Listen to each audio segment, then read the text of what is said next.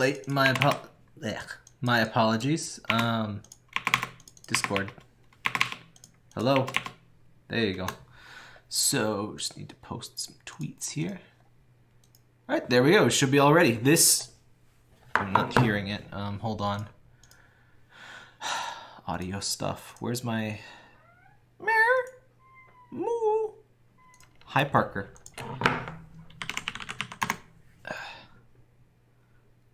So the Windows 10 hid the good sound, like the sound menu that like does things. Because why would you want to do things? That's stupid. There we go. Hey Donkey Kong, how you going? So I think we... Yeah, this is where we left off. Good old Splunky Dong. Hello, Parker. You know it's time to stream, don't you? And you know what?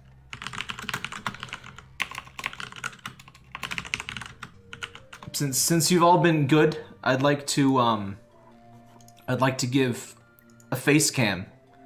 For the very first time in this stream's history, we're gonna have a real face cam. Is that... Hold on. Is my chat thing working? I think There's chat. Okay. Hello, chat. How you doing? I think chat might need to be... You know what? Let's make chat a little bit bigger. And a little bit... Sorry, I just have to build up the suspense of the very real face cam that we're going to be doing. You're going to be surprised how real it is. That's right, Parker. Very real face cam. I'll probably put it like... Parker, I'm doing things. Honey, I'm doing things. Are you ready? You ready for very real face cam? You ready for me? There we go, I'm a real cam slut, finally. After all these years, you see my real face? And my real hands? My beautiful hands, look at them. Now, it may not look like I'm holding a controller, but you see, as an amphibian, I can use my feet. Now don't get any weird ideas about that, but I can use my feet to use the controller. And, actually, Parker Cam is an actually real thing, which we'll have if we get to 200, or maybe I'll make it 150 on Patreon. I'll get a webcam and I'll learn how to use one. I mean, I already have a webcam, which I'm using right now. I believe this is called a dab. This is how you dab, right? Be gone, fluff beast. You're not my hot pig wife. I just have a legal question for anybody out there. Is it considered bestiality if I am a frog and my wife is a pig? Just wondering. Hello, Maru-chan and Watcher. Oh, there we go. It gave me an ad for Mario's 35th anniversary, so happy birthday, Mario. I thought you were born on March 10th, but I don't know. Politics. Now, what's the deal with that, though? It's like limited time download. It's like 60 bucks for like just, it's Galaxy, Sunshine, and 64. Are there like graphical, are there improvements and stuff? Because I don't have 2 of the 3 games on there. But 60 bucks is still kind of steep. You know what's funny is that the Kermit webcam does not actually block very much of the game. It doesn't block any of the game at all, in fact, thanks to this particular ratio. So I can just leave it there. I can just leave it there the whole stream. I like...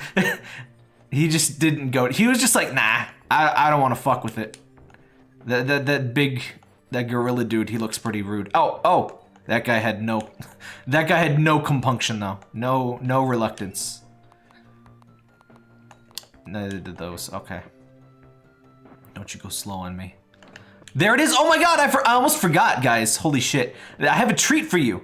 I have a treat for you, even bigger than the very real face cam. Thank you, Kermit. No problem, tap tap. Oh, Jesus. Oh god. Get him off! Okay, there we go. Whew. No idea why it's limited anniversary bundles. Yeah, it's weird. Like, maybe they tend to split it off and charge more, but that wouldn't make sense because, like, it's already pretty dang expensive, I would say, for... You know, they're good games, but they're pretty old, and, like, $20 each is already I mean, that's already the highest they've ever asked for, like, virtual console stuff, basically. But no, I have something even... I'm just going to jump right into it. Alright, thanks for your assistance, Kermit. Oh! I have so many Kermits. Just... Here we go. Now it's a real tap-tap stream. Oh, remember this from the Ghost Trick stream?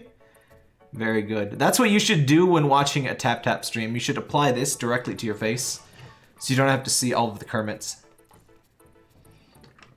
There's a very high Kermits per second ratio on this stream. But no, what I found the article. I was talking about the Kong War. Kong War. Let me see if I can find this. The Great Ape War. Let me see how to do this. Need a monitor. Here we go.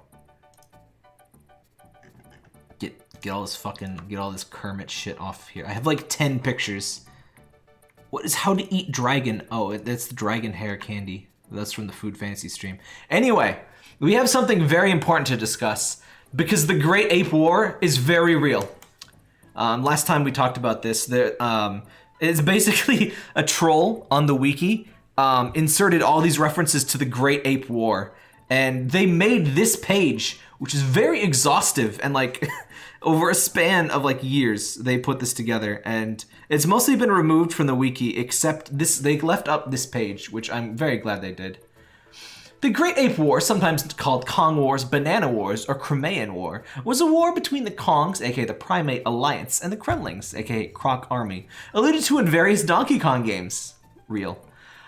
Its events are thought to have taken place sometime between the classic arcade game Donkey Kong 3, in which, you know, Studley Stanley, or whatever his name is, shoves, like, pesticide up Donkey Kong's butthole, which, why was that? Why was that a thing? I'm not even particularly exaggerating. And the Super Nintendo title Donkey Kong Country and the timeline's lore. Oh my god, there's a timeline, guys. Donkey Kong Circus, where Mario, somehow, begins conflict by unintentionally laughing at Cranky during a circus act. God damn it, Mario!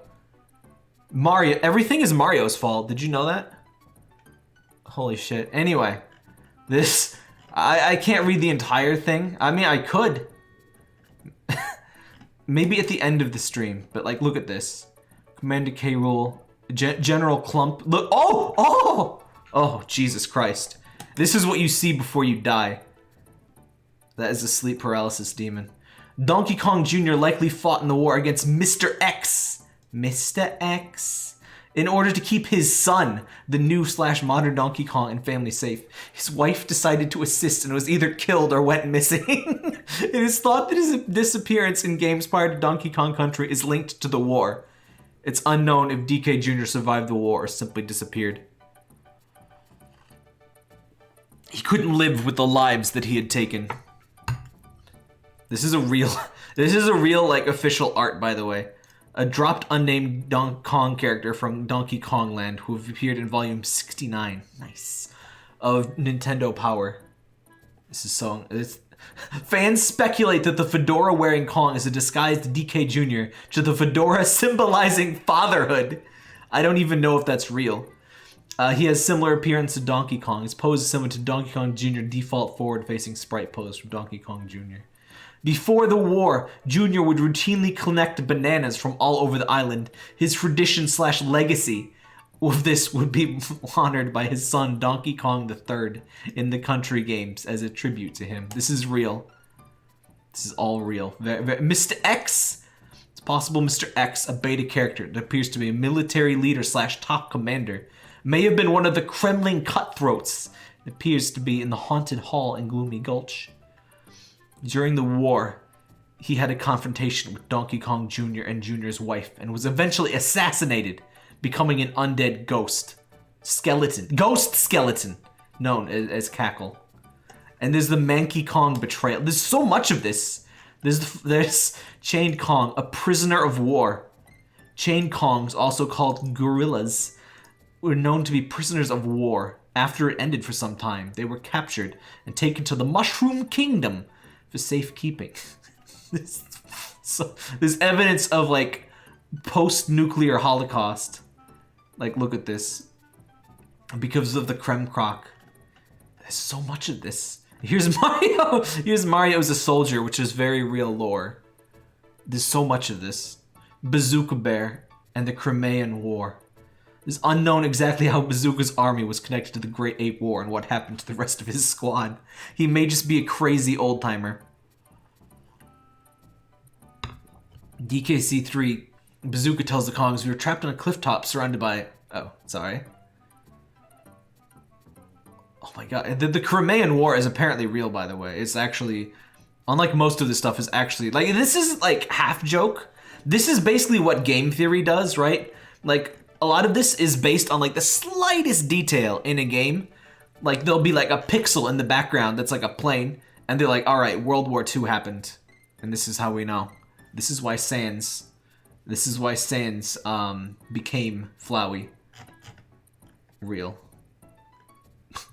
There's so fucking much of this, and there's 2,000 pages of heated debate in the comments. I drew this picture. Yes. Very good. Beautiful. Please don't debate this page. It is the highlight of the wiki. It is amazing because, like, there's people that are like, hey, we should probably delete this, and there's just, like... It's still here, though. This is the only remnant of it, other than the edit pages. Anyway, we'll play the game, don't worry. We can just play. This is just a rejected MatPat video. It really is. It really is. Oh, I see that. I don't think I don't see that. Whoop. Oh. So at this point, well, I mean, even in the beginning, the secrets in this game are pretty ridiculous, and of course, we're not doing an 100% run. What the? No? Why can I not do this? Do you need to be Splanky Dong? I think you made... Oh, there we go. That was weird. I was holding up the entire time. It just didn't want to work. Oh, it's just this one.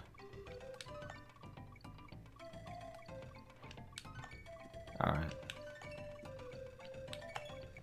What do I get? Oh, 1 up.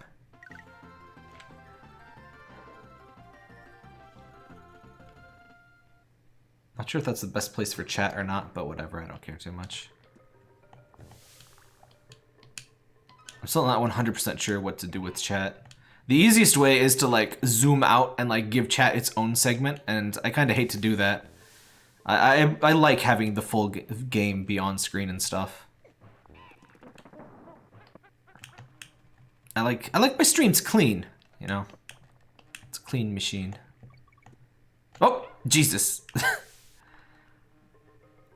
How'd you get me? I'm now a war casualty to the Great Crimean War, or the Great Ape War. The Great Ape War is like totally like the Crimean War is like just random bit of like fake lore. Which, by the way, lore wasn't even really considered to be much of a thing. Oh, I got japed. Like continuity and stuff in fiction really wasn't considered to be much of like a relevant thing until basically the internet and wikis, when people start to piece things together and be like, hey, wait a minute, that can't be right. Because like before that, you might like figure out your crackpot theory by like watching too much Star Wars or something. But it was like really hard to piece all that stuff together. But thanks to the internet, now canon stuff is like very, very touchy. I bet there's people that are like upset about like Teletubbies or like Barney. Is there Barney lore? Does anybody...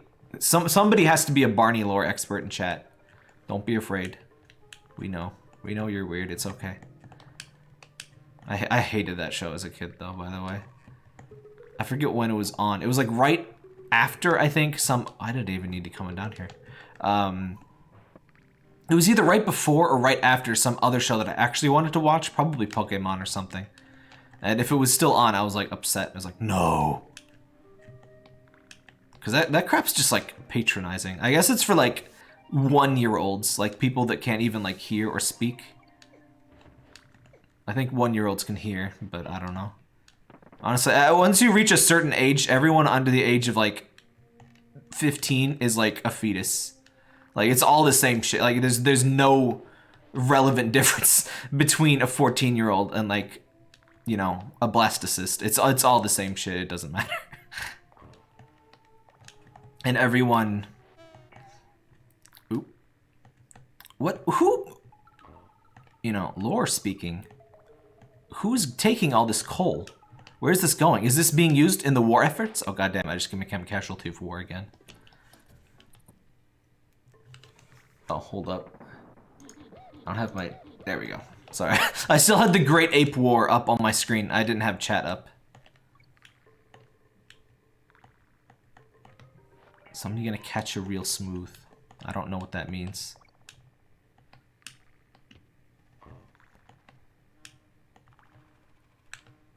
I find it funny that like in the like 2000s and 2010s we were like making fun of the 90s, be like, haha, you say gnarly and stuff, and now like, hey fam, let's simp the we're gonna twerk the simps tonight in the you know, for real. It's like, oh, okay. Language is always fucked up. It's just, it doesn't seem fucked up when you're currently using it. Oh shit.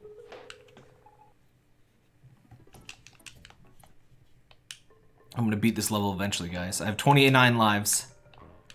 I guarantee this took me... This level took me like... Or not this level, but like this world took me like a week as a kid. I specifically had crazy amounts of trouble in the first level. Huh? What? Oh, that's old video games. So I think what happened there is I picked up the barrel instead of hitting him with the cartwheel, which should have killed him, as you can see. And the barrel wasn't ready to kill yet, so I was just in the standing position and died. So, thanks for coming to my speedrun Let's Play. Next episode, we will be beating Sans Undertale using only the left button. Alright. By the way, somebody asked if we might stream, if I'd ever stream Undertale again. Maybe. I kind of feel like there's too much stuff that I have not... Oh, God damn it.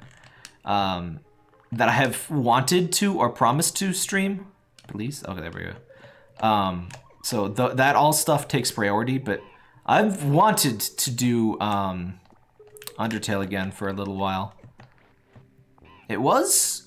Gosh, it was like one of my very first streams. It was like my first stream on YouTube, I think. Or something like that. It was a very early stream for me. I think the first stream I ever did was through EA's Origin thing, of all things.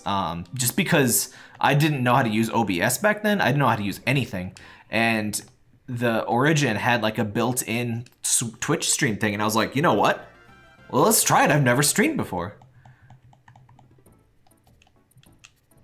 Yeah, when's the no A press run of Undertale? It's probably pretty easy because I don't think you need the A button at all. No A's in your character's name run of Undertale. It just so happens to have the exact same time as a regular any % run.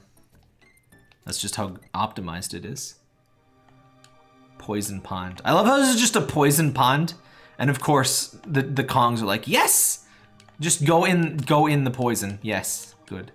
Fortunately, this is in Donkey Kong Country 3, or these controls would be reversed. That was a very rude level. I like Donkey Kong. Oh god. I like Donkey Kong Country 3 a lot, by the way. It's still not as good as 2, but I would say Donkey Kong Country 3 is a little bit underrated. I would rate it above this game. This game obviously is the classic, the original, but it sets a lot of the standards. But the secrets in this game are bullshit. It's not that big, not that the later ones are huge. But there's a lot more to do. Like, there's extra... The secrets feel meaningful. Because you can unlock the extra world and crap in 2 and 3. Whoa. Okay, you gotta be slow. This is one of those moments where, like, 4-3... Why did we ever have 4-3 for TVs? I think it's just because CRTs are easier to make that way, right? Oh, God. Because, like, a lot of the time, it's just like, oh, you're halfway to the right of the screen, and a thing just appears, and you have no time to react. That's my biggest problem with the early Sonic games. And it's such a shame because we stopped getting 3D Sonic games, or we stopped getting 2D Sonic games right before we started getting widescreen TVs. Uh-oh.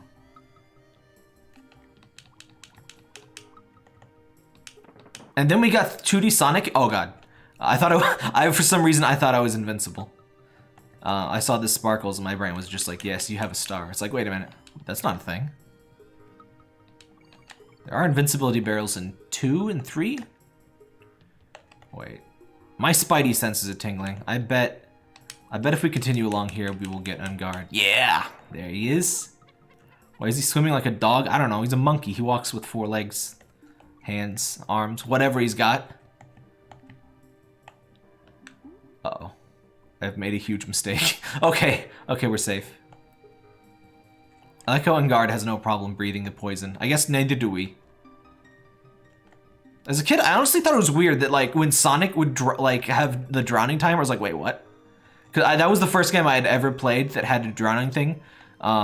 Yoshi just... Oh, fuck. Yoshi just, like, floats to the top of the water, right? Donkey Kong, Mario, just... They don't have lungs, they just kind of exist.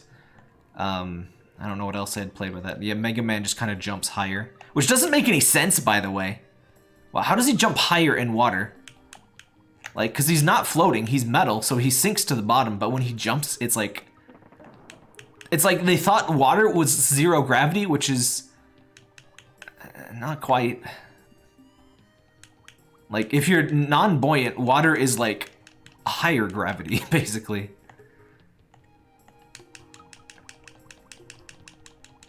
All I know about swimming is that Diddy can swim better than me, because speaking of buoyancy, I don't have that, so I just sink. So I don't go in bodies of water. I almost drowned twice actually, so that's not fun, by the way. There's this weird thing where people talk about how, like, oh, drowning is actually the most peaceful way to die. It's like going to sleep, and it's like very peaceful. It's like, no! Drowning's the fucking worst. What the fuck is wrong with you? Because the thing with drowning is that it takes a while, and you know that you're gonna die. That's a very, very unpleasant thing. Yeah, the deeper you go underwater, you get more gravity. Or you get more pressure, not gravity.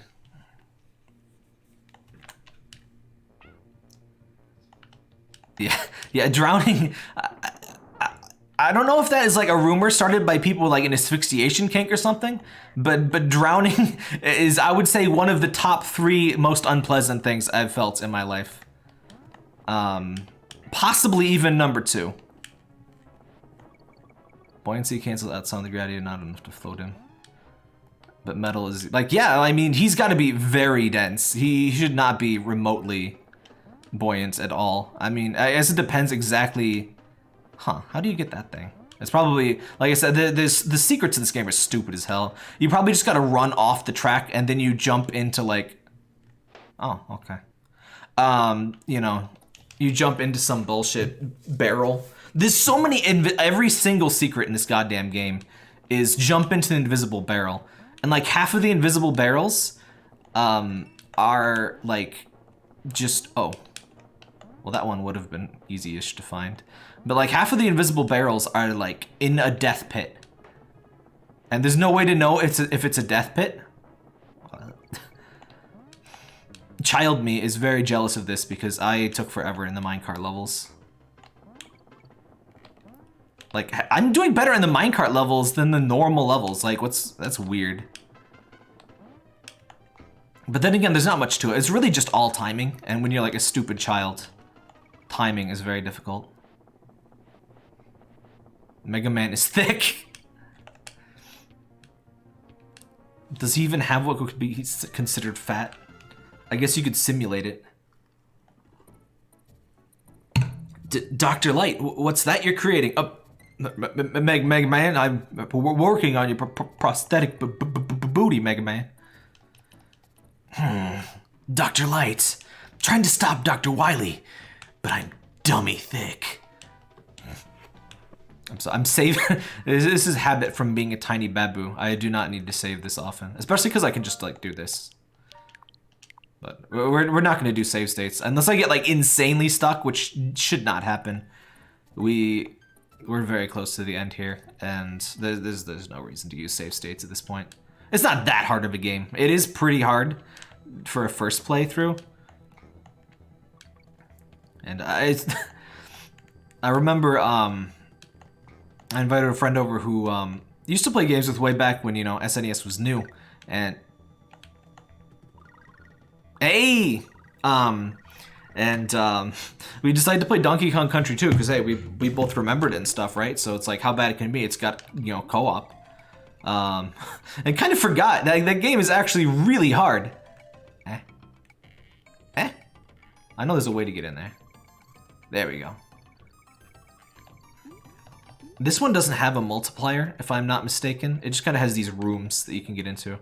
But you can still get like 5 lives if you're like really good, which I'm not going to get that many. But you just kind of gotta floop up in these things.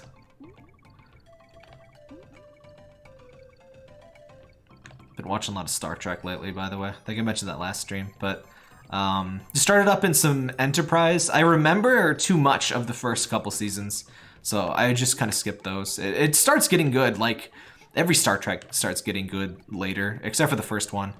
The first season is probably mostly the best. Anything but the third season. Oh, there is a multiplier. Okay, you have to go into all 3 of the rooms. Okay, that's how it works. That makes sense. Okay, so we got 6 lives. We should be good for lives on this. So I'm in season 2, up 24. Are the seasons that long? I just went straight to, I mean, if it's your first time playing, just watch the whole thing. The only reason I'm skipping around is because I've seen it like, I've seen the whole show at least probably twice, I think. At least once, probably twice. Probably twice for everything, including Enterprise and back. For a stupid kid, this was also very difficult. But yeah, Enterprise, I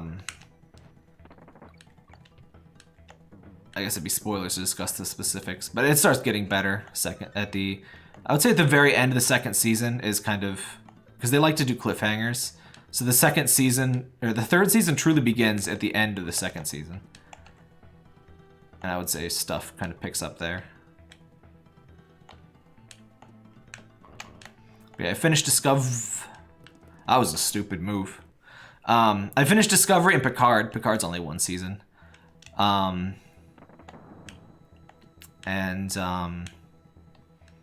figure I've probably seen too much of TNG. And the original series I've probably only seen twice, but I was never the hugest fan of it. There's some good ones. The Doomsday Machine, I think it's called. God damn it. The one with the big sock that eats planets. It's better than it sounds if you can tolerate, you know, 60s practical effects. It looks kind of dumb nowadays, but it was pretty cool. There's a big crystal thing that eats planets, and it's pretty cool. It's very like grim, very you know, ship's captain, his whole crew's dead and everything, and he's freaking out. Pretty good episode. But yeah, I like Discovery. Picard, I feel like not a ton happened. It was kind of, I don't know. I hate to judge it too much from its first season. I definitely enjoyed the first season of Discovery more than the first season of Picard. You know what? I'll break our rules just this once because I want to see. I see that banana down there. I wonder if that is just a death trap or if that is a secret. All right, it's a secret.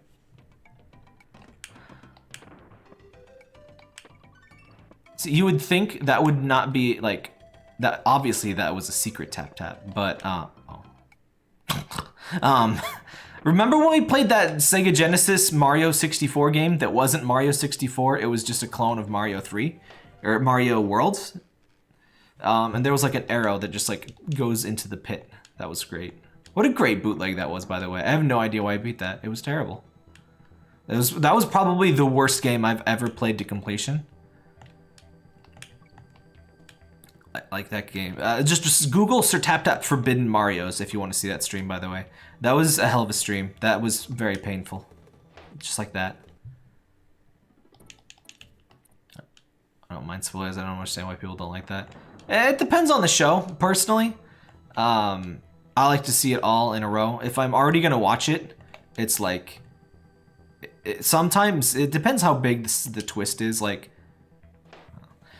if you played Dangan Grandpa, Dang It Ron Paul, Super Edition, it's a pretty big deal who lives and dies and who does what. And like there's some events in Discovery that I definitely think would not have hit as impactful if I knew they were coming. Like I can see it as like as a teaser, but like it's definitely a thing where I think people should be, you know, it should be up to you whether you want spoilers or not.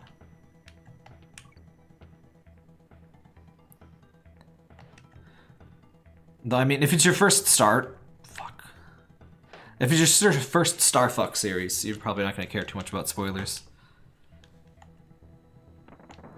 But there was some fun callbacks in Lower Decks and Discovery that I'm glad I didn't know about beforehand.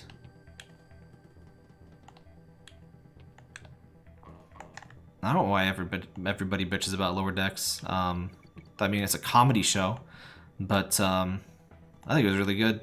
I only watched the first 3 episodes, but I mean, there's only 4 episodes now. Oh, don't roll into the teeth, tap tap. Oh god, oh, the teeth should glow. Whatever. You can see pointy teeth in the dark, right? Cartoons have taught me that. Scary pointy teeth glow in the dark.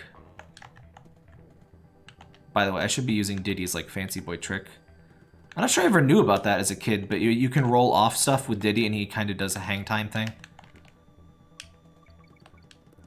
I'm sure I talked about that in the first stream. Sorry this stream takes place so late after the first one, by the way. I meant to do it like the next week. I forget why I didn't exactly. Probably just got busy or something. I can be a busy boy. I'm not one of those people that likes being busy all the time. It kind of sucks. Here we go. I mean, I still think we're doing pretty well on timing stuff this year, because I mean, we finally finished Chaos Wars. Ghost, oh god. Ghost Trick has not been too greatly interrupted.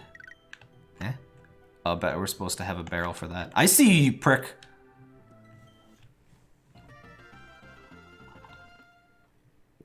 Imagine getting japed by that guy. That would be infuriating. Oh, I definitely have some timing issues, but I'm trying to work on that better. The Flash game stuff came back. Heck, Food Fantasy came back after like a year. Though, I mean, I just quit that game. It wasn't like a thing where I promised stuff and I didn't deliver. In fact, I pretty much did a video of like, hey guy, oh shit. I pretty much did a video of like, hey guys, I'm not gonna play this anymore. And I have been playing it a little bit, and it is strongly reinforced, like, wow, I should not be playing this. This is grind hell. This is just, the thing about that game is there's so much shit to do. And that's not like a positive, like, oh, you know, it's like, you know, bigger than Skyrim. There's so much things to do. It's like, no, you have to do all of this crap every day. And it fills every moment of your day if you try to do everything that you can. And even if you do all of that, there's even more that you should be doing with like crystals and like using your premium currency to play even more to get on leaderboards and shit. And it's like, oh, it's too much. You did do a full guide on it. I did, but I mean, I did. Food Fantasy, Food Fantasy is one of the things most thoroughly covered on my channel. Like, I don't think anybody could say that I didn't cover enough of it. I now have 23 full live streams / let's plays. That was kind of weird. The very first one was like a pre-recorded let's play, and then I streamed it as like a one-off joke thing of like, haha, food people. And then people kept watching, and you know, I got into it. And the thing, I think that game, the thing about free-to-play mobile games is that offering advice feels so stupid because they're bad on purpose, right? The things that are bad, they're bad so you pay to get rid of the badness. So it's like, it never feels valid to be like, hey, you could improve this because like, they don't want to improve. But I think if the game reduced the amount of stuff in it, it would actually be better. Like if every time they added a new feature, some old, not very entertaining thing that you have to constantly do was just removed or greatly simplified, I think that would improve the game a lot. Oh god. I'm not thinking of an on rails level sometime. Oh god. Okay. I actually got saved because I hit that thing because I could readjust midair. Uh-oh. Like Sky Showdown, I can't believe Sky Showdown still exists in that game. Sky Showdown is the fucking worst. Is terrible. Ha! Didn't need your stupid barrel. Sky Showdown is god awful, and I am amazed it's still in game. I tried signing up for it. This, if you don't know what Sky Showdown is in Food Fantasy, you have to sign up in advance. It's like done once every fortnight or some bullshit, like every 2 weeks. And you have to sign up on a specific day, and then after you sign up, you have to show up, like at a specific like 3-hour window the following day or something. It's like, what the fuck? It's like planning a raid in WoW, but you're the only person attending, but you still have to do all of the stuff and coordinating and stuff. It's like, why is it like that? It sucks. And the rewards, as I recall, are garbage. That game is extremely up its own ass.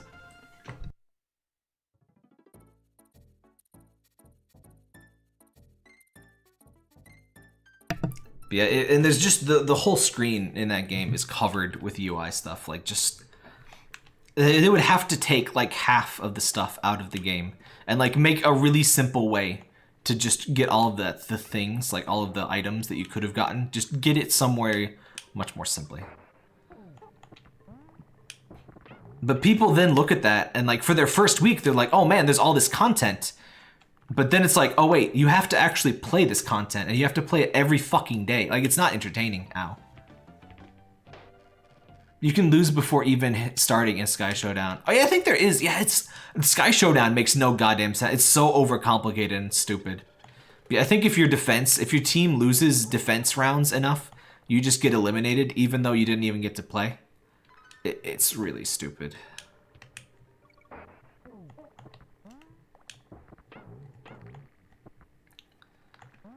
But the thing is, that game is so like whale focused. Nothing is meant to be fun for people that have spent under like $1,000. And I'm not exact when I say $1,000, like I mean that 100% genuinely. I don't mean that as like haha big number.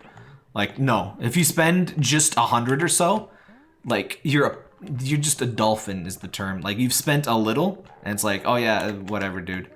But the people they really want spend seriously over $100 a month, maybe $100 a week. Because like whales were genuinely dropping several hundred every time the game added new units, which is more than once a month. And that seems nuts, but that's whales. And it's gross. It's real gross. I bought the monthly things because like, okay, at the time, I was getting so much ad rev from people reading the guide that it was basically an investment.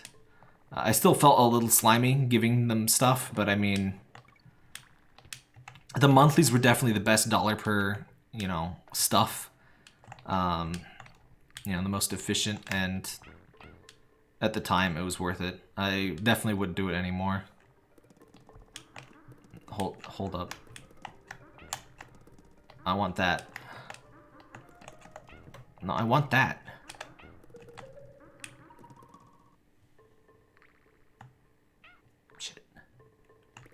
Okay. Oh, Froge! Why is this? This is a mini game? What is this? Oh. That's weird. I keep missing exactly one letter every time. I see the Froge. Yes!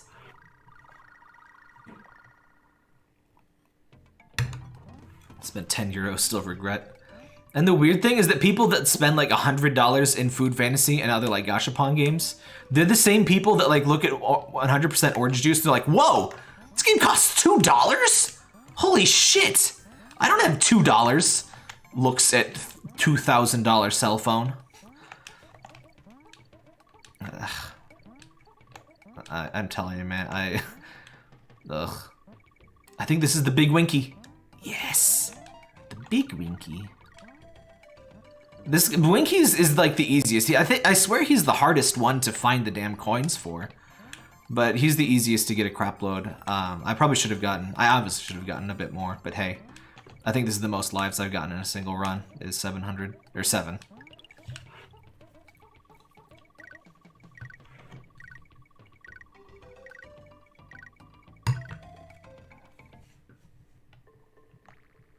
Whoa.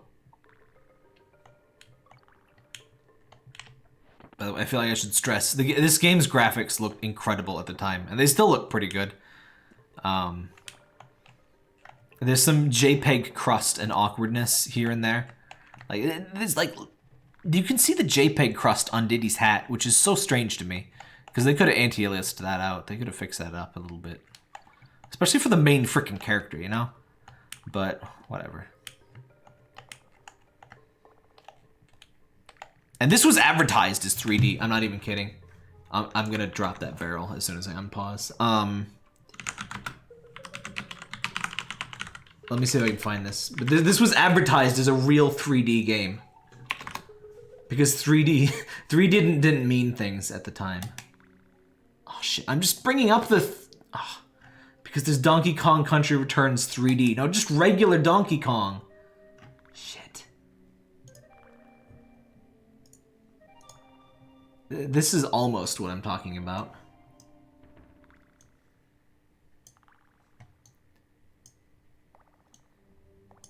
I hate the 90s. Oh, here it is, here it is! Oh, hold up, though. I want to read this. If I can read this.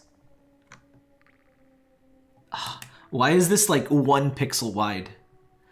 It's taken man 22 man years, 32 megs, 32,768 colors, and 1 supercomputer to make him look this gruesome. And he looks like a friendly old man with like serious hygiene problems. This is probably the least imposing image of Donkey Kong I've ever seen. It's like gruesome. But this is how everything had to be in the 90s. But anyway, let me show you.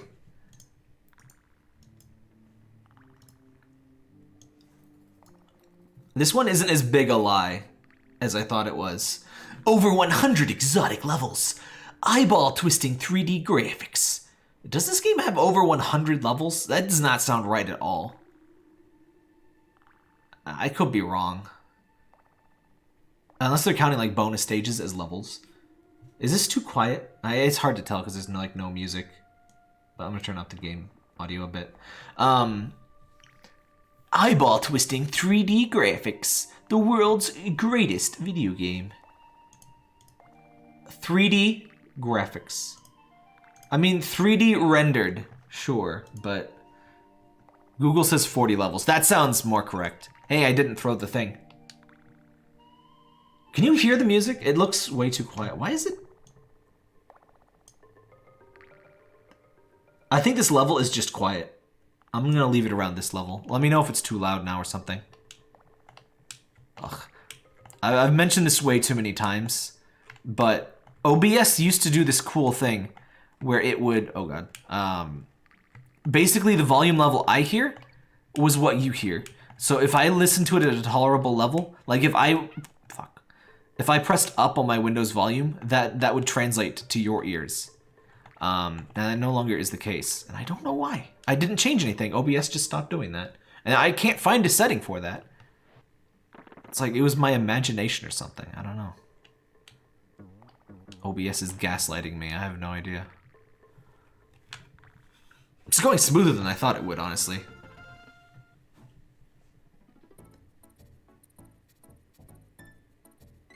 Yeah, it looks quiet. Does it sound quiet? I think I need to, hold on. If I tweak this. Okay, that does change it. Okay. How about I put this at 50? Sorry if that was loud. It looks okay on the volume balancers. DKC3 also 40. Yeah, I don't know where they get off saying 40 levels. I think they mean like if there's like a screen transition to a bonus level, it's a different level. Like, I have no idea.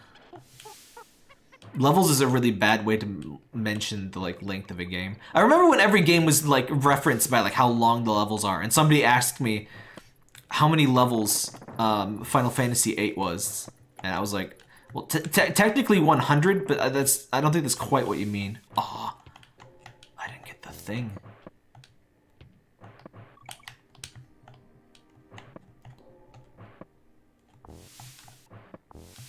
I just realized chat really should have been left aligned because the text is, so I should have put it on the left with the dead space, but yeah, whatever. It'd be too dumb to change it now.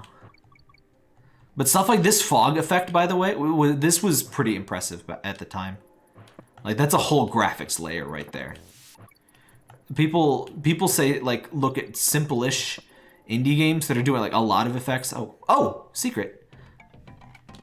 That's how real kings find out secrets in this game. Oh. Hey, it's freaking DNA. Hey, escargot! Or wait, no, you're espresso. Different, entirely different. Yeah, that's the real way of discovering secrets in this game. You just fall into holes, and sometimes the hole was in fact a secret. Oh, god damn it. Get back here, Mr. Sneakers! Actually, isn't Sneakers? Or no, that's like Squitter or something, the spider. He should have been called Sneakers. He's got 8 sneakers.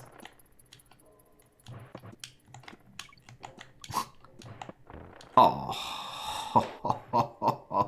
you bitch. Do you think foot fetishists really have it for the spider with the 8 feet and 8 shoes? Someone in chat is like, haha, no, definitely not tap tap. But what did you say? 8 feet? What was that? Tap tap? Do I really want to know? It's the spider. Of course, spiders have 8 legs. They don't really have feet exactly. There's kind of like nubbins at the end, but whatever. Oh, you missed escargot. This fucking.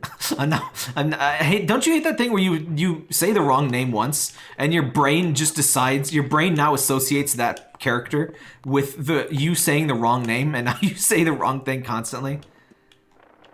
There's been multiple times in my life where that's been a thing. Like oh, I forget what it was now.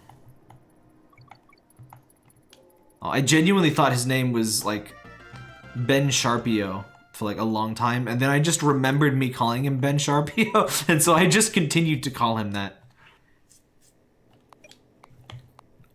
Oh. This isn't one of the ones you can just nope out on. I see that banana. See, sometimes there's a banana. So when there's a banana, and you can use the banana to decide whether to go or not. That's actually really easy. If you just shoot as fast as you can just go right through that, by the way. Hashtag speedrun.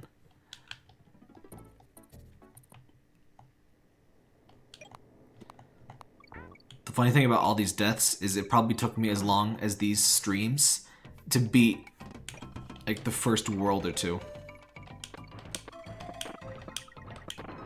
There we go. Not quite as graceful as it could have been. I forgot that these assholes jump. The red ones do. By the way, I played Pilot Wings, and what's the... Why do... Oh, fuck. You gotta be patient, tap tap. What is the love for Pilot Wings, other than being something fairly early that used, like, Mode 7? Because I played it, and the most fun I had as a kid with Pilot Wings was a friend had it, and so I would just crash into the buildings because you could damage the buildings, and that was the only fun I had in it because all the control, it seemed way too complicated. And then I played it as an adult, and I still only had fun crashing into buildings. The controls still were not any fun. It's like land gently simulator. Like there's like nothing to do. You just like try to land. Like, I think there's eventually, like, missions and stuff, but I don't know. Like, after playing Star Fox 64, I don't know how you can go back to thinking that's, like, incredible. Okay, hold up. I'm gonna do a secret. Oh, shit. Fuck. Yeah! Okay. We're not doomed. You can kind of see the gaps. Oh, thank goodness. Where you can't see the background is where there's nothing. When there's like a thing. Oh shit. How can we just never question these floating platforms? It was a simpler time. Oh god. Oh god.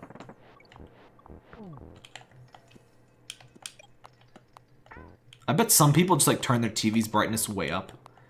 And they're like, haha, I have beaten you. Because you can kind of see the background. It's just like one shade above pitch black. Well, a little bit more than that, but there we go. Who put these like barrels in here anyway? Was it the bees? Oh god, I'm scared. Whew. Okay.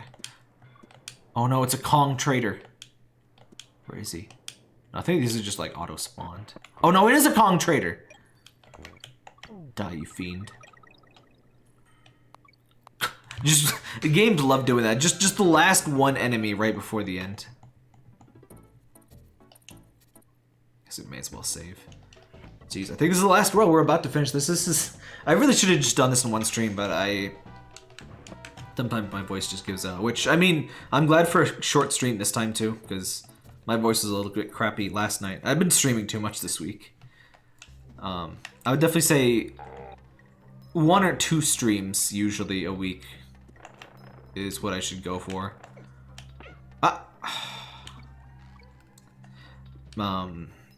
More than that, it's kind of pushing it. Especially if I want to do uploads too.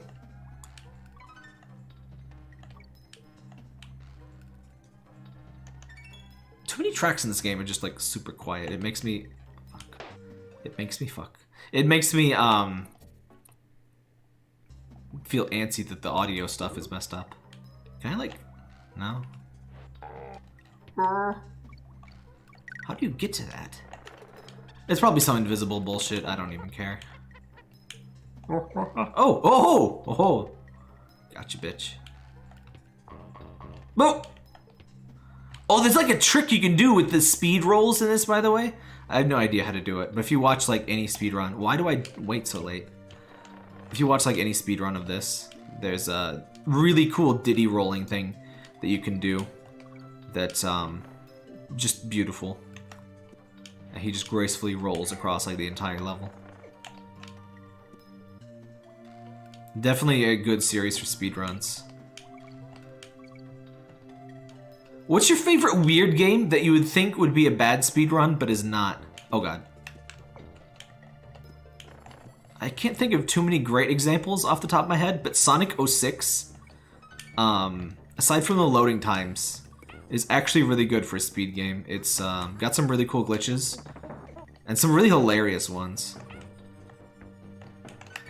Oof. I think the dumbest, not fun speedrun I've heard of is Harvest Moon SNES speedrun, because you just literally sleep. The game just ends at year 2. Fuck. The game just ends at the end of, or Summer 3, basically. So you just sleep for a little over 2 years, and then you get yelled at by your dad, and that's the end of the game. It's just like being a child. Mario 1995. Hoshi wa Mirohito? I have no idea what that is. I love Donkey just floating. I imagine Donkey is kind of like orcs in Warhammer. He's just so dumb, he doesn't know he shouldn't fall, so he doesn't. And it just works. That's actually canon, by the way. Like, it's like a psionic bullshit thing, but orcs are actually, they think painting things red faster if they think painting things red makes it go faster. And they have like this mental power that because they think that, it does make it faster. It is faster. It's brilliant. What? Oh god. Fuck. What just happened there? Dragon Warrior clone with bad programming and bad grammar. JP only. Seriously, that was some classic SNES physics that just happened to me there. I defy any scientist to explain what happened to me there. You know what? I'm gonna switch to Donkey. I never switched to Donkey to the point that I don't know how to switch to Donkey. I think it's select, and I think I just can't do it on the falling platforms. Fuck. Painting things purple made them invisible. After all, who expects a purple war vehicle? Yeah, and that's also, like, their guns, like, don't actually work. They just put random shit together, and because they think that's how guns work, that it just works. And so if a human picks up an orc gun, it usually just fucking explodes, because it's not, physically speaking, it does not actually function. But they're just so dumb. And I love bullshit lore like that. That's my favorite. They're also like spores, by the way. They're plants. That's why they're green. Not memeing.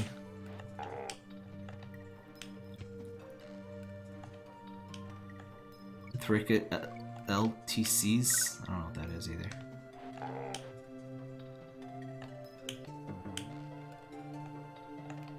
Oh, a fire emblem. Oh god, it happened again! And now I'm fucked. What are you supposed to do in that situation? Don't take the barrel, I guess. Well, guess I'll die. LTC's low turn count. Oh god. Oh yeah, low percents are some really interesting speedruns. The one for Bunny Must Die, which is intentionally designed as like a funny meme thing. In the original Bunny Must Die, there's an item you get that lets you turn to the right.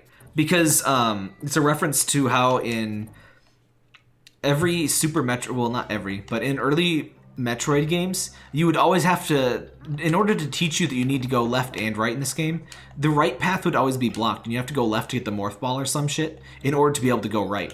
Just because the game wants to teach you, okay, this is not a regular platformer where you just only go right. And so in Bunny Must Die, you literally can't turn to the right. And the trick is, you can't turn to the right. It's not that you can't move to the right. Why can't I switch to Donkey? He's right here. I'm pressing every button. What button is it to switch? I'm pressing select. Oh. I'm baffled. But yeah, you can beat the game without the ability to turn to the right. It's definitely for hardcore people only, but so is to an extent Bunny Must Die in general. Alright.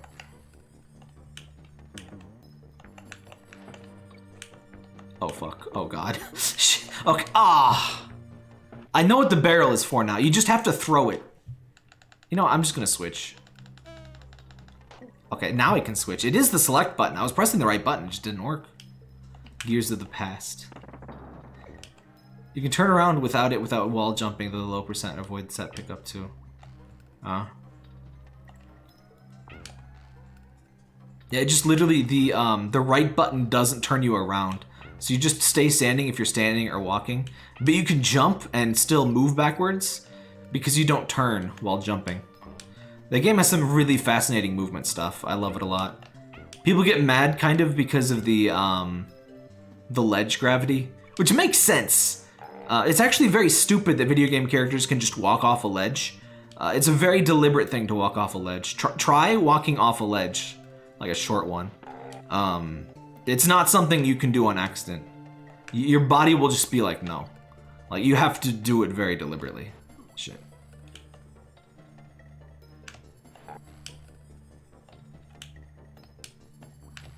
So it really depends on the game, but in Bunny Must Die, it works quite well. It wouldn't be the same game without it, by any means.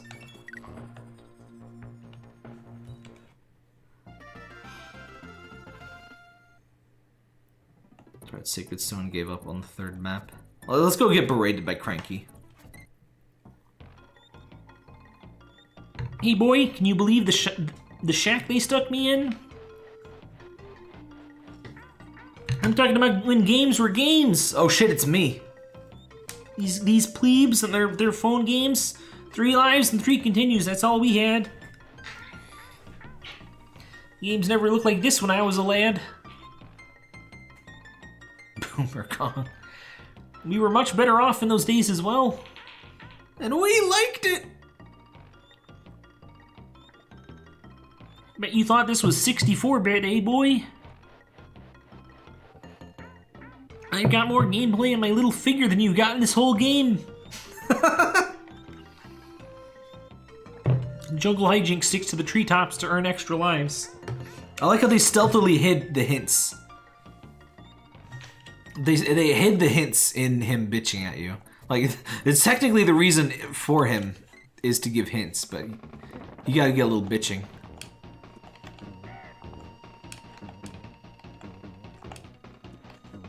Definitely, ow. Did you see that? I got hit like 50 times by that. Bait and Krytos. Alright, you have to wait for him to puke out all of the nuts. Ah, shit. But I didn't know what coconuts looked like as a kid. Like, I thought they were like white. Like, I'd only seen split open coconuts. I thought he was just like barfing puke. Or like poop. Which it really does look like he's barfing poop, so that was pretty reasonable. Especially on like a fuzzy CRT. You can't really make out the fuzz on the coconut. It just looks like a ball of poop. Which, I mean, coconuts on their own kind of look like. It's an item you have to wait 7 real days for. That kind of reminds me of Seaman. I was gonna do a Seaman stream. The Genesis game, or not Genesis, Dreamcast game. But it's all about waiting in real time. It sounds way more fascinating than it actually is to play, and that's a damn shame. Oh hey, here we is! Gangplank Galleon, wow. This is only gonna be a little bit over an hour of a stream. I probably better stick to just this game though. I'll read some of the I'll read the Kong War page to you. That's what we'll do, because this is too short. Oops. Man, video games back then were pretty easy, weren't they? Jeez. He just kind of runs around, and you jump on his head 3 times.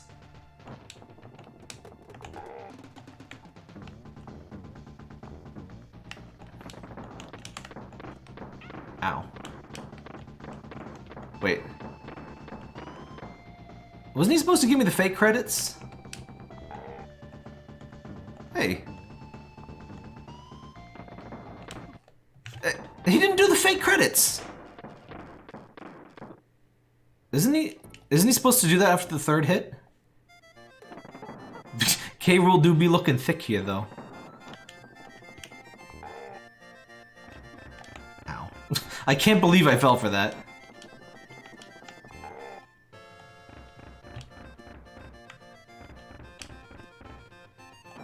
Or does he do that later?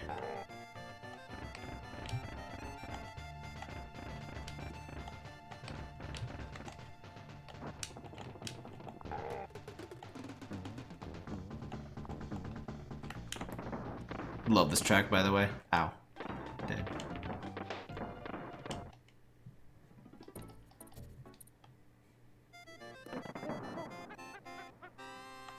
The food stuff changing over days reminds me too of that one boss. You can just wait 3 days and he dies in Metal Gear Solid 3. Because he's old is the joke. I think he's like 120 or something. He's something ridiculous. The end, yeah. The sniper dude. Never played MGS3, by the way. I need to go back and play those.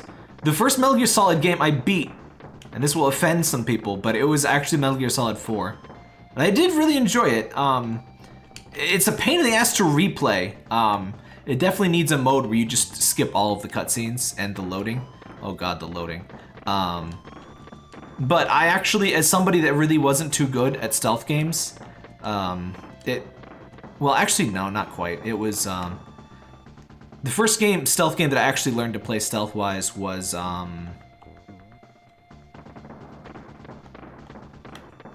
Who's he, what's it? Tenchu, Wrath of Heaven for PS2.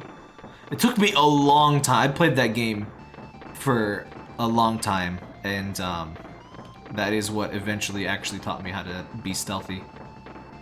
Throw it. There we go.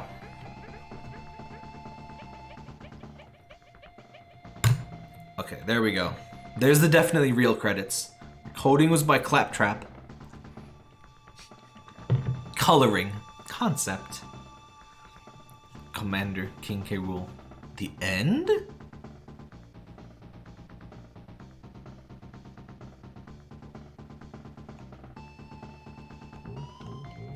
There you go. I love who he's got some banana. Ah! Brilliant. I could have sworn he just took 3 hits in his easy moto phase, but oh well. He's got the big banana. Ah. I deserved that. I was checking out the size of his banana. I got distracted. By the way, let me ruin your life. That's armor on his chest. Like, that's not his, like, brassy, like, body. Oh. He has armor molded into moobs. It's concerning, honestly. It's somehow worse than if he were naked. Like, he got, like, a titty plate made out of solid gold. Like, yes, mold my moobs into armor. He sounds like that, by the way, kind of. Oh, by the way, we're gonna have to do a Donkey Kong country cartoon watch party. I think we might even be able to get away with it on YouTube. I'll do a test. I'll do a test upload. But the whole series is just up on YouTube, so I don't think anybody cares about it anymore. So we might just be able to stream it normally. So yeah, we may just be able to get away with that. If we can't, I could just do it on Discord maybe, or on Twitch. But yeah. Twitch used to be so uptight about streaming only games, by the way. They screamed at Vinny for streaming actual Metal Gear Solid 4 because he's titled it Metal Gear Solid 4, the full movie. So an admin was in his chat like yelling at him. It's like, it's a game, it's a joke. It's like one of the most well-known game jokes of all time at that time, at the time of that game's release anyway. So yeah. And they also didn't consider visual novels games, so you couldn't stream visual novels. In fact, they once banned Senran Kagura, not because of big titties, but because they thought it was a visual novel. Seriously. Oh god. I hate this phase.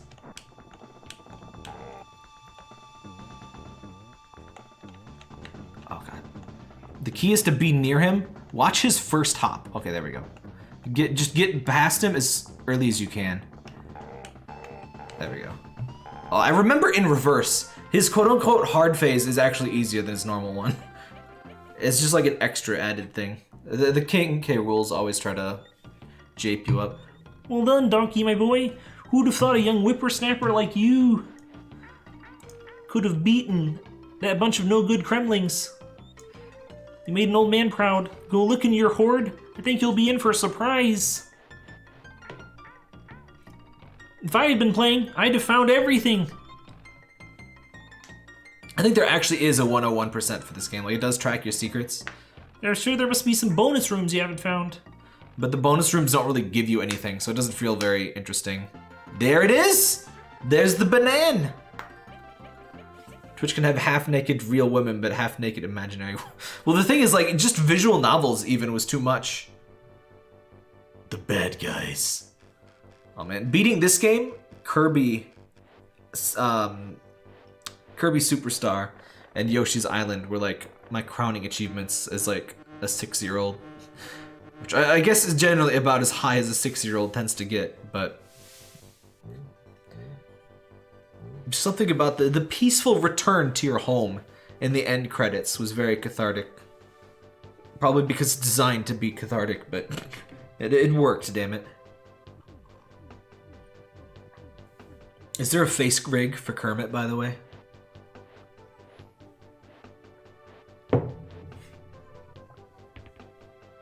I can never be a live 2D girl. I can never be a, what do they call those, VTuber. Because I don't have the hot, squeaky anime voice. But maybe I could be a slutty Kermit VTuber. I could, like, expose my, like, frog pieces.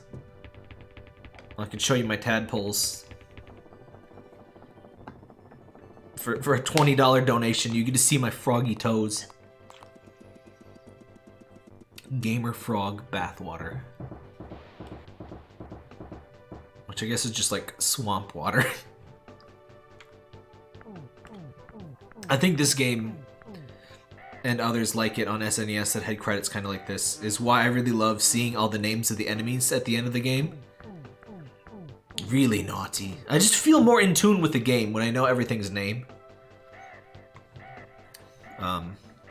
Mario World did it too. Gamer frog swamp water, of course. By the way, Donkey Kong simps for candy really hard in the DKC show. I think I'll have to try that. I'll have to check that out. See if we can do a watch party on YouTube for that. I'll probably like download one of the episodes and upload it unlisted and see if I get content ID'd. Is it my turn yet? Or is it my turn yet? Funky Kong. Candy Kong. Somebody was... Surely it's me next. Cranky Kong. It took like 5 games, 5 Donkey Kong Country games, to get you your own playable Cranky Kong. No, it took 6, didn't it? 3 Donkey Kong Countries, DK64, Donkey Kong Country Returns, and then finally in Tropical Freeze. Playable Funky Kong, or Donkey Kong. Sibling violence.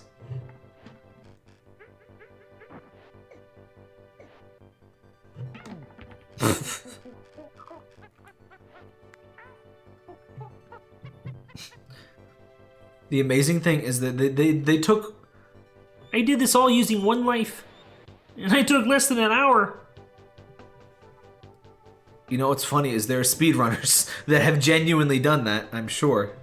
What is the speedrun for this? I'm sure it's way under an hour. You say, well, any percent world record.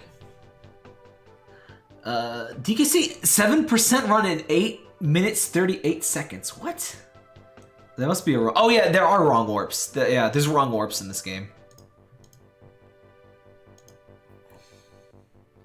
That's why they usually do like... Not 100%, but I think they do like no wrong warp runs for like DKC races. There are some real warps too, I think. Well, I think this is just like fit to the end of levels. With the warp barrels. There's some warp barrels in DKC3 too. I always feel like warp barrels were like developers' least favorite levels, and they just kind of snuck them in there. And it's like, no, it's a secret, bro. It's like, it's a feature. All right, so before we all go tonight, I'm gonna read you about the Great Ape War. So again, the Great Ape War was a war between the Kongs, aka the Primate Alliance, and the Kremlings, aka the Croc Army. All right, are we almost? All right, I think we're about done with the credit. I'll let the credits finish rolling, and we're gonna get some intenseness. We're gonna. There we go. Let me get some, you know, war.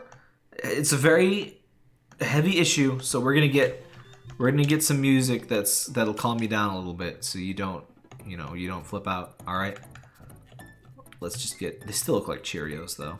The little footprints, they really do. All right, let's get some aquatic ambience, so we know that we're safe, even though we're discussing horrors of war. There we go. Here we go. So, get ready, kids. Funky Kong was known as the Brown Baron for being the greatest pilot in the war. Though he lost his tail after General Clump shot him down during a dogfight. That's why many people believe Funky Kong is an ape, but he's actually half monkey, half ape, due to dominant genes from Donkey Kong Jr., his father, and recessive genes from an unknown female monkey for a mother. After the war, he tried to live a more peaceful life, possibly turning to Buddhism, even though he repaired his biplane barrel to help his friend's transportation, and he owns a rental shop. I'm sorry, I can't misspeak during this important dramatic events. In Donkey Kong 64, Funky began selling weapons to the rest of the Kong family as the Kremling menace became a greater threat. And see, there's like a couple of actual real lore pieces in here, split in amongst all of the complete bullshit. It's really just like a MatPat video. Before the war, Cranky was Donkey Kong Sr., and when he was younger, he's the original DK in New Donk City, who was fighting against his owner/arch nemesis Mario, Pauline, and Stanley. Giving up villainy after his 2 losses against Stanley the Bugman shattered his hopes and dreams. Cranky, still looking for adventures and another rise to stardom, explored an entire mainland for 5 hours and 15 minutes. The war started when Cranky explored Crocodile Isle and learned all of its secrets, and on that day, K. Rool inaugurated his reign on Crocodile Isle. During the war, he was the main commander of the Ape Alliance. Real. I had one of those gas bubbles in the throat. The Great Ape War, and later his old age, is likely what took the biggest toll on his health, giving him a hunchback and requiring a cane to walk. Specifically, Cranky fought General Krusha in a long, drawn-out fight. It is assumed that Cranky was still in top shape during the war, as he brought it to an end for some time after defeating General Krusha in a final battle. When Clump and Krusha invaded Donkey Kong Island, I thought they invaded just Donkey Kong for a second. Like, is this like a sex thing? Establishing a factory, Cranky trusted his grandson, current DK, to protect their treasured and magical bananas after the treehouse because of his elderly state. Now, like I said, some of this is actually real. Sometimes your voices sounds like MatPat. I'm not sure I've ever actually watched a MatPat video. I've heard his voice. Somebody made like a Slenderman game for Joel from Vinesauce, and there's like an enemy that's just MatPat talking about Sans. That's all I know about MatPat. That and like the clickbait titles. But the thing about this, again, I'll just say it one last time, but some of this is real. Donkey Kong, it confirmed in this game, Cranky Kong is the original Donkey Kong in the arcade game. And DK, it really is his grandson.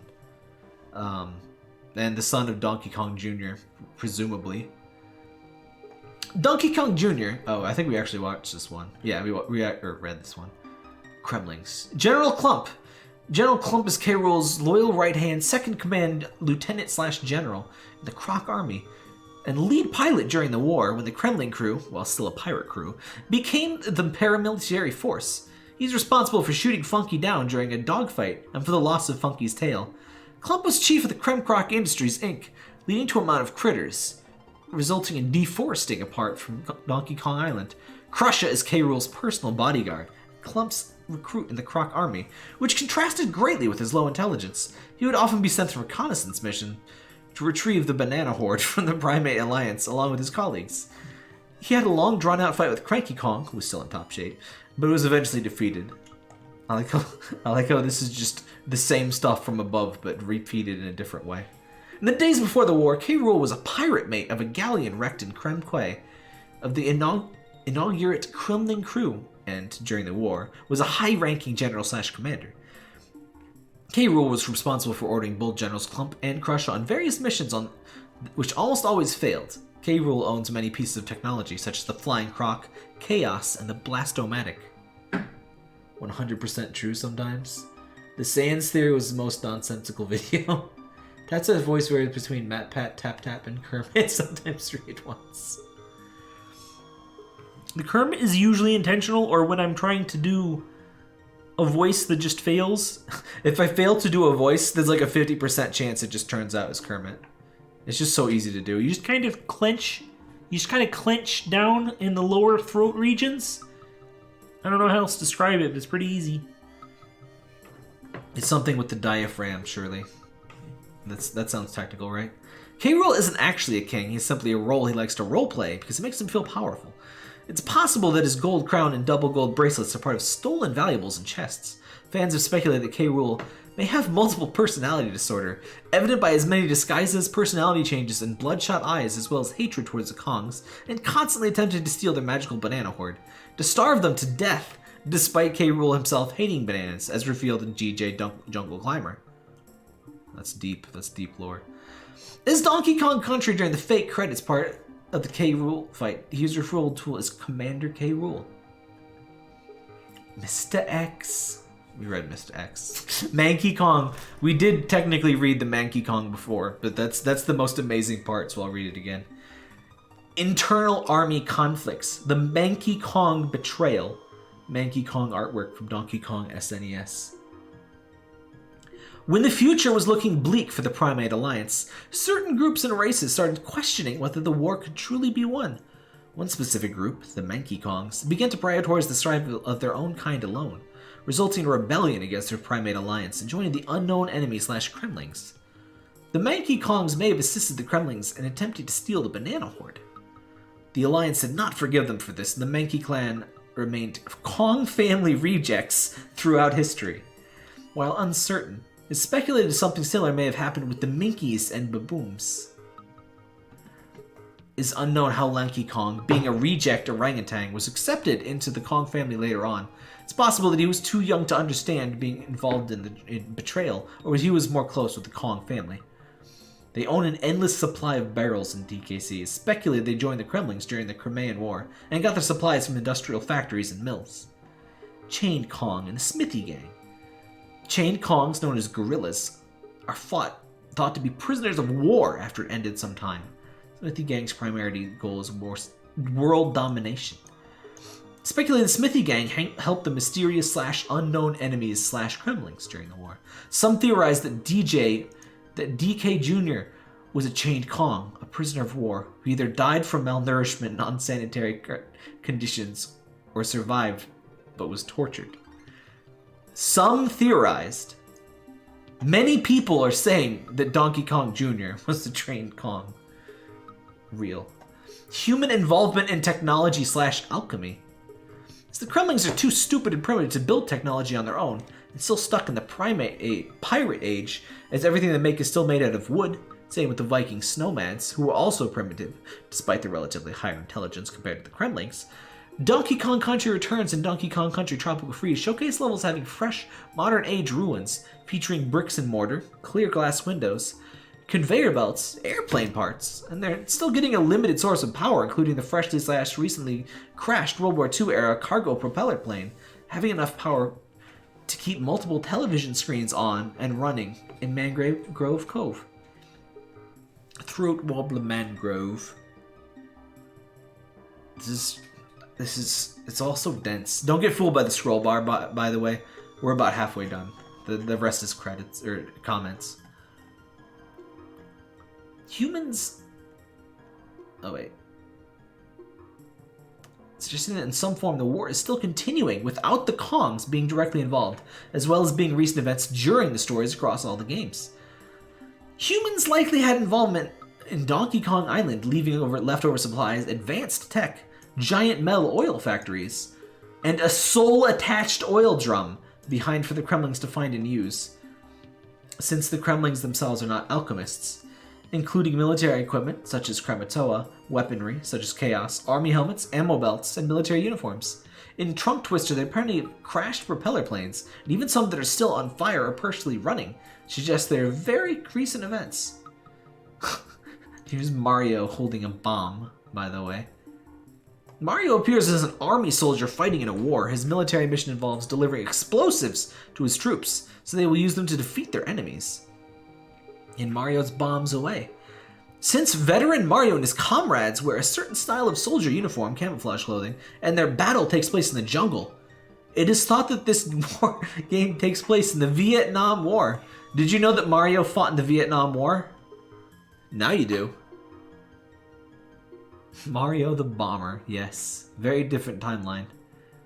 Which was known as Bomb Man. Don't we have a Bomb Man? Bazooka Bear in the Crimean War.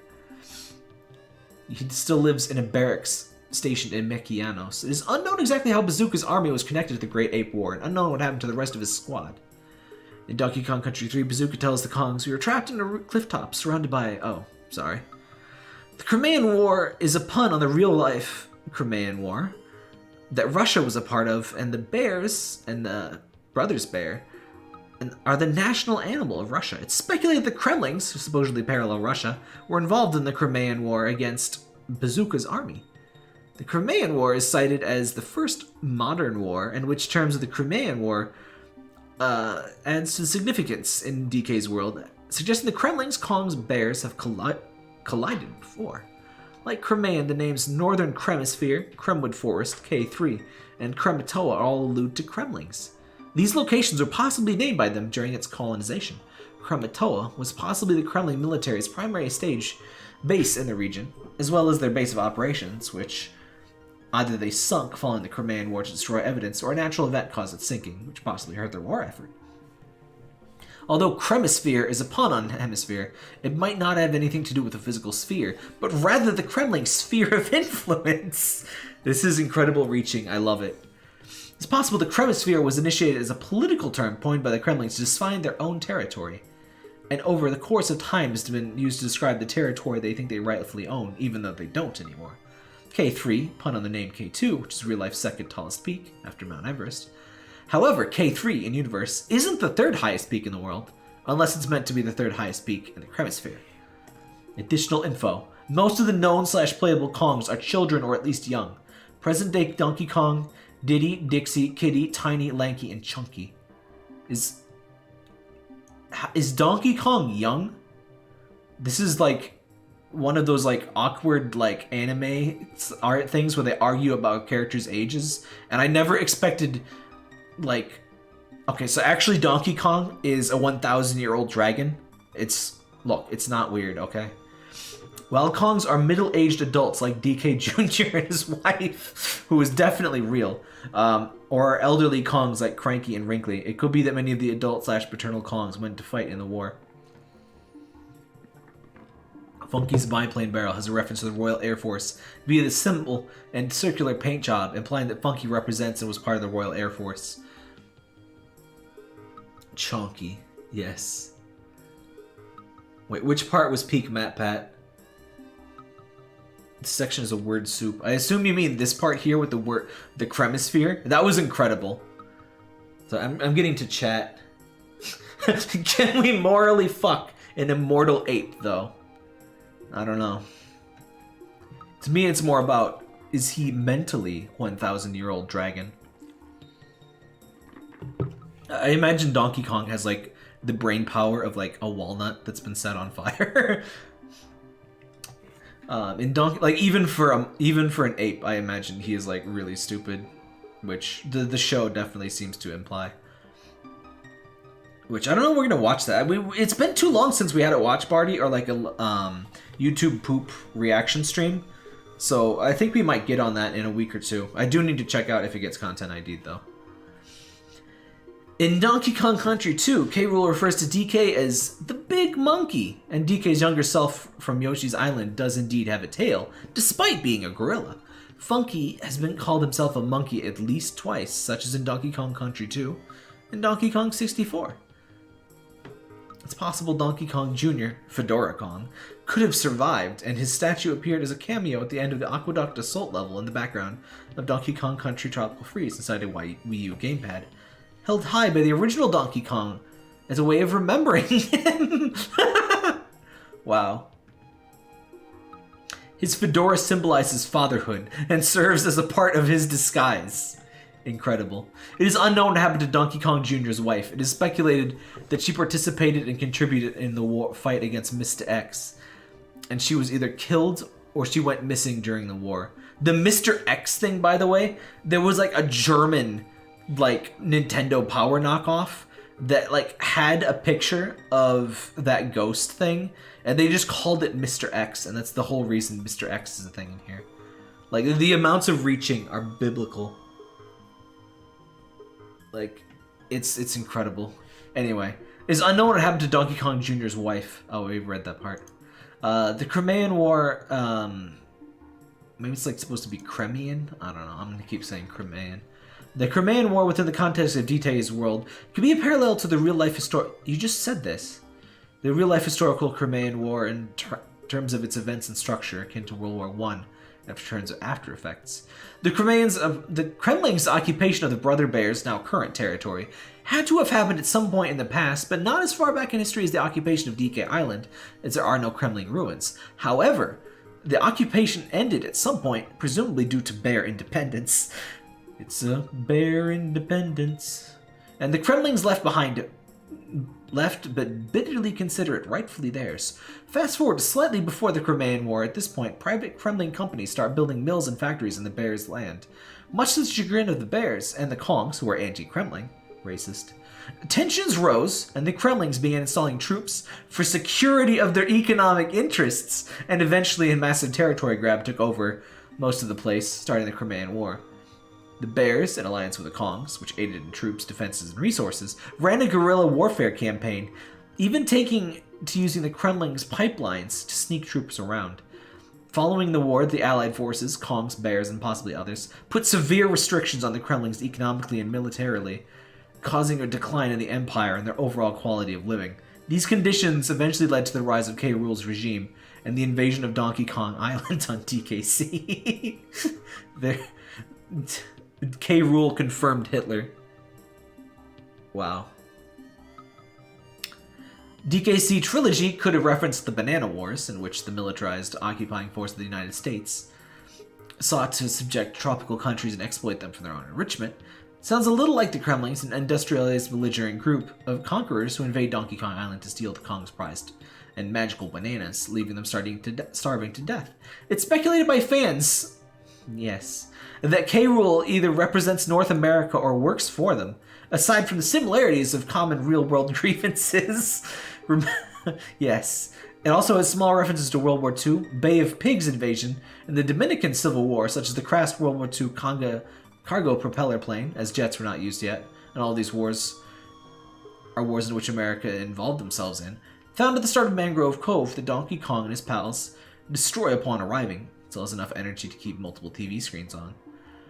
In Donkey Kong Country, during the fake credits part of K. Rool's fight, he's referred to as Commander K. Rool. I love how everything in this page is repeated twice.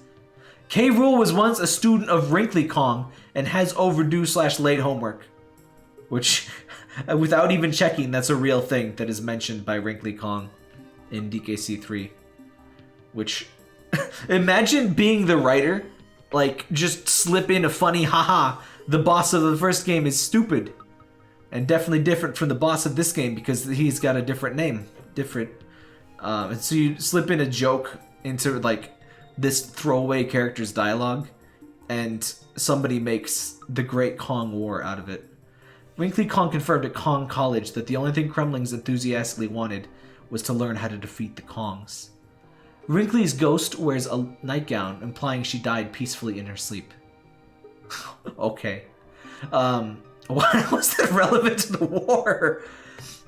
The long-running military enemies and reoccurring army troops called the Kremling Crew already have a backstory of meeting the Kongs, being well aware of each other, and had continuous conflicts with them prior to Donkey Kong Country. Since Donkey Kong is constantly guarding his bananas every night, their acts of thievery were shown as the Kremlings have always tried robbing Donkey Kong's magical banana hoard to starve the Kongs to death. This is like the fourth time it's talked about the magical banana hoard. When did it become magical? I consider myself a Donkey Kong lore fan.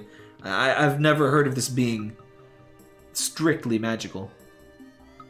In DKC, Donkey prepares his nephew apprentice Diddy with his video game hero training, which could be considered similar to military training.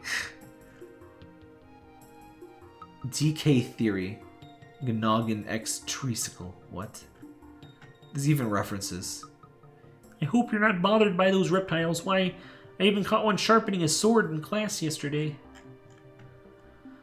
Oh god, we're almost done here. Cranky and K. Rool used to be friends in Donkey Kong Land after Cranky and DK made their bet. Cranky calls K. Rool to steal Donkey Kong's bananas again. In Donkey Kong Country 2, Wrinkly reveals that Cranky explored Crocodile Isle and learned all of its secrets. As the Kremlings such as Critter, Clump, and Crusha are only partially equipped for the military, and K. Rool owning great flying technology like the Flying Croc, it's likely that the humans left Donkey Kong Island, leaving the Kremlings only with their scraps/leftovers. Fully militarily clothed Kremlings are more spread out, and most Kremlings have a body type very different from human men and women. I mean, they're lizards, but... Kremling head statues are found in the Monkey Mines level of Donkey Kong Island. The key stages/K stages depict illustrations of ancient Kongs from long ago who were shown to worship bananas and have a civilization that lived contemporarily with the Tiki-Tak tribe. The undead are one of the few mystical elements in the series. They are all linked by a strong will to accomplish what they could not in life, binding them to the mortal plane. The case of Wrinkly Kong, her will to help her grandson and student K. Rool having overdue / late homework. Imagine coming back from the dead because your stupid student has overdue homework. The more you say Kongs, the more my brain loses the... Here's that word wrong. Donkey Kong. I lost my place in the thing. Kremling cutthroats such as Cloak, Cackle, and Mr. X by the strong desire to steal bananas. Strong desire to steal bananas. I'm gonna make that my thing. I'm gonna make that my thing. I'm gonna bring up, I'm gonna make that my thing in Discord.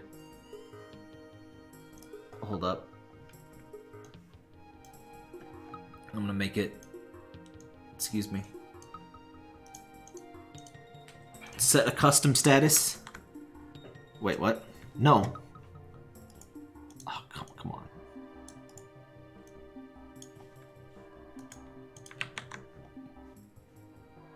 Here we go. Strong desire to steal bananas. Beautiful. Alright. They are independent and do not appear to be enslaved by any necromantic mages. They are independent and do not appear to be enslaved by any necromantic magics. I've noticed this as well, yes. Some ghosts can only manifest as ropes, barrels, and books. They could indicate different levels of spiritual ability, explaining why they haven't been weaponized on a mass scale. Spiritual power may be linked to the ingestion or possession of bananas. Spiritual power may be linked to the ingestion or possession of bananas. Spiritual power may be linked to the ingestion or possession of bananas. The Tiki-Tak tribe was animated entirely by mushed up bananas. Most mystical creatures are deeply tied to bananas in some way, such as the Banana Fairy Queen and the Divine Banana Bird Queen. Some of these are not even wrong, which is the scary part. Like, some of this is like genuinely like a deep dive into stupid bullshit that actually exists. Like, every word in that is based very, very tenuously on something that actually is in a real quote-unquote canon source. It's incredible. Considering bananas are capable of levitation, apparently don't get bruised, crushed in giant banana piles. I mean, they are also immune to being soggy. Banana Fairy Queen. Yes, that's a real thing, by the way. I forget which game that's in.